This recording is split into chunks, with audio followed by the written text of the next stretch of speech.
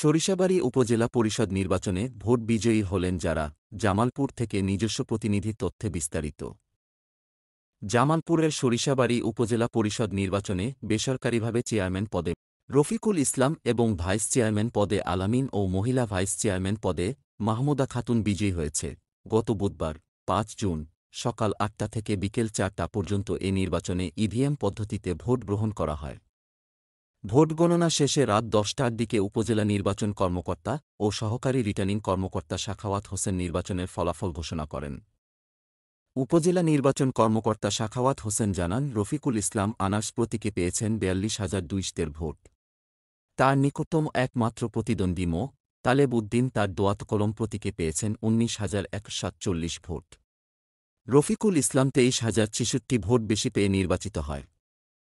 অপরদিকে পুরুষ vice chairman পদে আলামিন তার তালা প্রতীকে ৩২,০০৭১ ভোট পেয়ে বেসরকারিভাবে নির্বাচিত হয়েছেন। তার নিকটতম একমাত্র প্রতিদ্বন্দ্বী মো. গোলাম মোস্তফা চশমা প্রতীকে পেয়েছেন ২৮,১৫৫ ভোট। অপরদিকে মহিলা ভাইস চেয়ারম্যান পদে মোছা মাহমুদা খাতুন তার কলস প্রতীকে ৪১,৫৪৩ ভোট পেয়ে বেসরকারিভাবে নির্বাচিত হয়েছেন। তার নিকটতম একমাত্র প্রতিদ্বন্দ্বী মোসাম্মদ জেলি আক্তার ফুটবল প্রতীকে পেয়েছেন ১৯,০২৮ ভোট। এদিকে নির্বাচনের ফলাফল ঘোষণার পর বিজয়ী সমর্থকদের বিজয় মিছিল ও উল্লাস করতে দেখা গেছে।